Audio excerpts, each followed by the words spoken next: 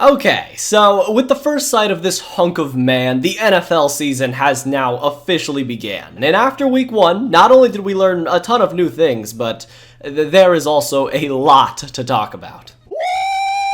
If this game showed us one thing, it's that Chris Jones and Travis Kelce are invaluable to the Chiefs, and that Dan Campbell's nutsack is grazing the turf at all times, because that call to fake the punt on their own 17-yard line set the tone for the entire game, and at that point, Detroit just never looked back. Still though, this game was so sloppy. Every wide receiver outside of Amon-Ra was just tough to watch, and the more I see dudes like Rashee Rice actually getting real hype to become the Chiefs wide receiver 1, I really don't understand why the Chiefs didn't make a bigger push to sign DeAndre Hopkins. Yes, Patrick Mahomes is still a demigod, but you ain't making this easy on him, Chiefs. Marquez Valdes-Scantling is not going to cut it, and although his O-line seems to be holding up with Jawan Taylor setting records across the board, Mahomes still needs help badly, but I still would say it's not time to push the panic button. Yet. Boy, did this game start off ugly. Bryce Young, who recently came out of the womb, looked rawer than my cod tacos last Wednesday night, and it's clear that man is going to have the longest film session of his life this week. And not all of it was his fault either. I mean, you can only expect so much from a dude whose wide receiver 1 is Adam Thielen, and no, DJ Chark is not going to solve the issue in the wideout room when he returns. But the sweepstakes for Marvin Harrison aren't completely open yet, and as for Atlanta though, I think you had 4 total targets between your former first-round wide receiver and the highest drafted tight end in NFL history. What the f***? But as expected, the Falcons just slammed the ball down the old gullet with a combination of Bijan and Tyler Algier, which was all great, but with just a running game that produced varying results, and I am being very nice by saying varying results, that isn't going to be enough to win this division. For that to happen, Desmond Ridder cannot let a game like this ever happen again. I was very concerned with him on Sunday. He looked just scared out there. Obviously, he was still limited playing within the scheme, but he was inaccurate with almost everything and just looked confused and overwhelmed far too often. But you walked away with the win anyways, thanks to the defense and Jesse Bates bullying Bryce Young. And in the case of Jesse Bates, do you miss him already, Bengals fans? And while we're on the topic, but please take a seat. We need to talk. So, that football game versus the Browns the other day. What was up with that? Look, I don't even know what to say. I'm just going to assume that Joe Burrow was a lot more injured than the Bengals said he was, and that they rushed him out to play in week 1 when he wasn't ready, and I don't know, maybe the weather didn't exactly help him out either. But even if that's true, dude, the beatdown in this game was so barbaric that the Bengals just said, you know what? F*** it, and gave up. In week 1, please give Joe Burrow a nice week of rest, and honestly, feel free to rest him in week 2, because Joe Burrow just easily logged the worst game of his career, and I don't want to see another one like that. But Cleveland, hey, that defense, it looks like bringing in Jim Schwartz was the move, because the Browns' D looked like the 85 Bears against the Bengals. We'll see where the Browns go from here. Deshaun's debut was, up and down, I guess, but hey, a win's a win. I'm just brainstorming over here, but honestly, unless Lamar tore his ACL or something, I don't think Ravens fans could be more upset with their win over the Texans. It feels like everything that could have gone wrong did. Just listen to this. Ronnie Stanley went down, Marcus Williams, J.K. Dobbins is done for the year, and honestly probably his entire career, Mark Andrews before the game, and Tyler Linderbaum as well as others. That is crazy. I mean, this can't be a coincidence. Either DeMeco Ryans equipped his players with hidden razor blades, or the Ravens' head chef and trainers need to be fired. Look, it was funny last year when the mascot got taken out by an 11-year-old or whatever, and when Tyler Huntley was let on the football field again, but wow. This curse is just a persistent one in Baltimore. The Ravens, like every team, started out sloppy, but by the end of the game, they got things together, and there's still a ton of positive takeaways from this game, with Zay Flowers looking like Marquise 2.0, and Todd Monken dialing up way less Lamar suicides up the gut. Take notes, Giants. But Houston also had a pretty good opening showing too. I mean, if they're able to take control of games early off of the back of their defense, which looked very solid in the first half, Dameon Pierce can really grind teams to death, and hopefully CJ Stroud has a lot more leeway to do some of these more ambitious plays he likes to do, so keep it up, Houston, but please stop injuring people. It's not very nice. What the hell did I tell ya? Matt Canada needs to be fired now. Now, obviously, not even close to all the blame falls on the man who looks like he desperately wants to tell you about an exotic species of reptile, but Kenny Pickett was just like, in every sense of the word. He was missing throws constantly and just looked confused, playing right into the hands of the 49ers defense all game long. And while what I say is definitely true to some extent at least, the 49ers just might be that good at the same time, with Purdy, McCaffrey, Ayuk in the offense not missing a beat, even with their O-line losing some notable weight. So, although a final verdict is nowhere near reached on either of these teams, Steelers. You know, if Kenny Pickett doesn't develop how you'd like him to this season, then may I interest you in the Caleb Williams sweepstakes. You can buy a ticket whenever you want, free admission at any time, but just make sure you buy it before TJ Watt gets hurt this season. But don't do it yet. I still believe in you a little bit. Oh man, you know football's back when the Vikings start doing Vikings things again. Why can't you just lose like a normal team, Minnesota? Please! Can't you just get thoroughly outplayed or something and then have a few penalties here and there? Don't get stripped by your own offensive lineman and then let this thing beat you. I've said this for damn near every game. I mean, I know it's week 1, I get it, but it was just some sloppy football out there. Baker really couldn't find the on button for the stove for most of the first half, but once he got going, the Bucs came alive, and eventually with the help of the defense bottling up Jefferson in the second half, like 1/4 of the talent Baker still has after his Cheesecake Factory incident came out, and he actually did something. It's funny though, I feel like even after watching all the NFC South teams play, I'm still just as confused as ever as to who's gonna win this division. But I gotta say, I feel like the Bucs have probably put in the strongest case to that title so far, with the defense really impressing me. But as for Minnesota, don't touch the bottle yet. Not yet, please. It's too early, way too early. But there is, unfortunately, a very good chance this season might just turn out to be a contest to see how long it'll take the Vikings to break Justin Jefferson mentally, and I gotta say, if this game had that goal in mind, then consider week 1 a resounding success.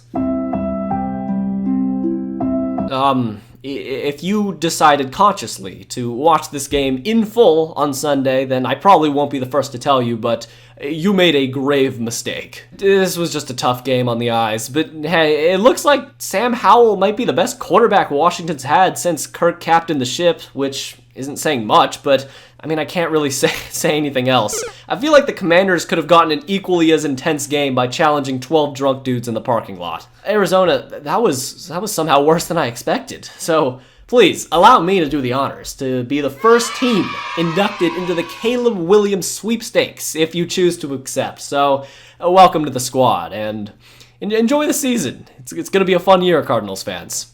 It really is. The Colts-Jaguars game is yet another game like the Ravens one, where the losing team is probably happier than the winner. I mean, Calvin Ridley was looking like the second coming of Jerry Rice for 2 quarters, and then just powered off, along with the rest of the Jags team. I'm serious. I feel like if Jamal Agnew didn't pull this punt return out of his ass and Anthony Richardson's pick didn't happen, the Jaguars might have lost this game. But let's not get into hypotheticals here. Trevor Lawrence did just enough to win, but Anthony Richardson really looked impressive out there and was far and away the best rookie quarterback from the Sunday games. But he really has to chill out there with dropping his helmet. His injury doesn't seem like anything to worry about, but 1 or 2 more awkward hits, and next thing you know, we're all going to be staring at RG4. I really wish the Colts could have pulled it off too. The storyline was right there. Minshew comes in for the save, but no. Deion Jackson was just too effective. That dude put in some work though. Oh, holy shit. 2 fumbles? This is what happens when you take the 2 most boring teams in the NFL, add some rust and ref ball into the equation, and what you get is a 15-16 score. 15-16. That is a straight-up high school score. Derek Carr's debut with the Saints was definitely a mixed bag. Things were looking good early, then bad, and then after some drives with the O-line finding its footing, Carr began to get comfortable and made a few plays happen downfield. I mean, coming from a Raiders fan, that's what Carr is. He's a guy who's going to do the bare minimum to get you a win sometimes, but honestly, if the refs didn't completely botch this play, the Titans should have had a touchdown. But hey, that's just the way the crumble cookies sometimes, Titans. And you know, Tennessee should honestly be more worried than any team in the league, other than one who I'll get to in a second, but I've been the president of the Ryan Tannehill fan club for the last 4 years, but watching this game, he just looked cooked out there. And if performances like these keep up, expect a flurry of Will Levis and Malik Willis this year, and that is not a good thing at all. But before we get into the 1 p.m. games, I gotta talk to you about this video's sponsor, MyBookie. MyBookie is an online sports betting website that utilizes features like parlays to make watching sports just more exciting. And on MyBookie, you have the luxury to cash out early. So what that means is if I were to pick the Ravens, Texans, and Packers to cover their spreads for this upcoming week 2, and they all did, I could choose to either cash out early or keep the bet slip going for an even larger reward. They also have a ton of other features in different sports to get into, so if making NFL games, college games, and other sporting events sounds up your alley, then to get started, go to mybookie.ag or click the link in the description and use promo code Tubfrog to get a 10% bonus on your first deposit up to $1,000 plus a $10 casino chip. Once again, that's promo code Tubfrog, all caps, to claim your deposit bonus and for a limited time, a free chip to use in the MyBookie casino. So thanks to MyBookie for sponsoring this video, and with that, let's get back to the recap. Somehow, Sean Payton escaped his assisted living facility and found himself on a gridiron, where immediately he said, hey, remember when I did that thing in the Super Bowl like 15 years ago? I'm gonna do it again. And predictably, it went horribly wrong, but as the game began, maybe he wasn't too crazy for being scared of this Raiders offense, because Jimmy G, Devontae, Jacobs, and the newly acquired Jacoby Myers were lethal for pretty much all of the game. It was a weird game to watch, because not only did the Raiders look competent, but Russell Wilson honestly played as good of a game as you could have asked him to play. He maybe missed 1 or 2 throws here or there, but with his top receivers being the elusive Adam Troutman and Brandon Johnson and Cortland Sutton, what more can you ask of him? Still though, we came so close to a routine Raiders choke with a tipped interception after 15 plays on the 1-yard line, as well as a devastating roughing the kicker call. But in the end, the Broncos offense got stale, and the Raiders, my Raiders, avoided another horrible collapse. And it's nice to see that the Raiders are going to continue to rub their balls all over the Broncos for the foreseeable future. Dude, the Eagles got really lucky here. If the defense didn't just ball the f*** out early, they could have been in serious trouble once the offense stalled out on them. And Mac Jones really shocked me with the dimes he was tossing left and right. He just looked great out there, but, Bill O'Brien? Did he just appear moderately competent at his job, or am I wrong here? I thought the Patriots' play calling was really solid and creative when needed for the most part, and if they didn't just start digging the second that someone handed them a shovel early on, the Patriots could have won this game rather convincingly. But still, even with the handicap the Patriots were given, the Eagles did a phenomenal job doing what they could to beat themselves, but they simply just have too much talent, escaping Foxborough because of Kendrick Bourne's foot being a little too girthy. Also, I feel morally obligated to just show you this. Look at Tom. Look at him out there. Puka Nacua. Hold on. Puka Nacua. Yeah, that. Puka Nacua. Seattle. You got toasted by a team without their only weapon and cremated by Puka Nacua. I mean, I guess Matthew Stafford is still Matthew Stafford, and a near Hall of Fame level talent can still dime up anyone, unless these Rams receivers are actually just good, but we still need a larger sample size for that. And Seattle, please take a seat right next to the Titans fans, because this week you guys scared the actual out of me. I don't actually believe the Rams are that good yet, but the Seahawks made them look like their 2021 selves. I mean, Geno didn't look terrible in the first half, but when you already have one of the worst O-lines in football, and it seemingly is going to get much worse with injuries to Charles Cross and Abe Lucas, that's not a recipe for success whatsoever, and the scorching 12 second half yards you picked up reflects that and a lot more. And the defensive line for Seattle somehow looked worse than when their best pass rusher rusher was 73-year-old Bruce Irvin in spirit form last year. And when you add on DK throwing another tantrum, taking cheap shots whenever he can, I mean, forgive me, but there's like 15 red flags coming off of the Seattle team. Seahawks, just promise me one thing. By like the end of week 2 or 3, just pick a side. That's all I ask. Just decide that, hey, either we have enough talent on this team to make the playoffs, or maybe we should just bottom out and let's get in line for the Caleb Williams sweepstakes, because I got plenty of tickets over here. Just, whatever you do, don't win like 6 games. That would be horrible. Yep. What an incredible, historically awful performance by the Chargers defense. Seriously, well done, guys. This one's going to be hard to top. LA had near 0 pass rush against the Dolphins' O-line without Teron Armstead, and did absolutely all when it mattered most. And look, I know Tyreek Hill is a 5'10 demon, but I would hope that their defensive-minded head coach would at one point realize that maybe running man-to-man for the whole game and putting Cheetah one-on-one isn't the greatest of plans. And the defense just made boneheaded mistakes too, like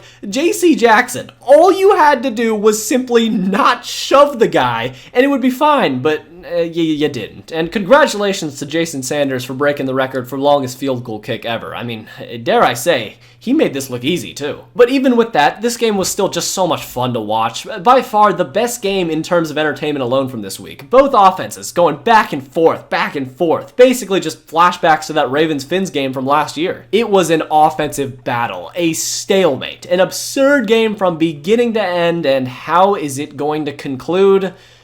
Missed extra point. Of course. Man, it's great to have football back. But wait, remember, the scriptwriters like to tease us a little bit from time to time because Jalen Phillips is a wanted man on 6 accounts of aggravated assault and battery, clinching the game for the Dolphins. Still though, a strong showing from both teams, and Chargers fans, I mean, you know how it is at this point, right? That's too easy. What you just watched in this game, ladies and gentlemen, was simply a business agreement. A transfer of ownership at its finest. Jordan Love just looked straight up comfortable out there, and that's not some huge compliment to him. It was more of the Bears just barely put any pressure on the man all game long, and the throws he was making, he could have made in practice with both eyes closed. Otherwise, there's not much else to say other than the Bears still suck. This was just a demolition from the second half and on. And for Chicago, the scariest part is the talent doesn't even seem to be the problem here. Justin Fields looked very good at times. Inconsistent, yes, but there wasn't super noticeable regression from last year. But man, the play calling was just horrendous. I'll give you a week to figure it out, Chicago, before I just tear into you, but wow, that was just a gutless performance against a team you're supposed to call your greatest rival. Man, I was probably lowest on the Giants than anyone I've even remotely spoken to or seen in the grimiest depths of Twitter, but holy 40? 40 points. And you didn't even limp into a field goal once. And when you did, you found a way to blow it. When Graham Gano missed this field goal, I gotta tell you, I actually just laughed uncontrollably for a solid 22 seconds. That was comedy at its peak. Look, what do you want me to tell you, Giants fans? It can't get worse than this, and I'm not even shocked that the Cowboys were able to pull off this feat. They do this from time to time, but we still haven't learned enough about the Cowboys to really call them contenders. They're just the Cowboys again. I don't think I can live anymore. Oh, wow. That did not just happen. Well, Jets fans, at least those were the best 3 minutes of your life. I really thought I knew where the script was going to be going, but then the Jets started battling back, and Josh Allen just looked like a completely different quarterback than the last time we saw him. Once again, I'm still not even close to being ready to put a final verdict on the Bills team, and I really think this is more of just a credit to how good this Jets defense was projected to be, and of course will be throughout the season. But still, really? Zach Wilson, you lost a football game in 2023 to Zach Wilson Buffalo. How? I'm sorry, I can't defend that. Even when you had opportunities, you let them slip right through your fingers. You should have gone for the kill the second that Aaron Rodgers went down. All of the energy was sucked out of the stadium, and you just blew it. The return for a touchdown at the end of the game was just the icing on this cake. You need to bounce back next week. And if not, that emergency button is going to be smashed and there's going to be glass all over the floor. But anyways, if you like this video, then subscribe, because I got a lot of videos on the channel just like this one. If you like this video, then watch this video right here where I went over Jerry Jones's entire miserable tenure with the Cowboys. It's pretty good, trust me. Anyways, until next time.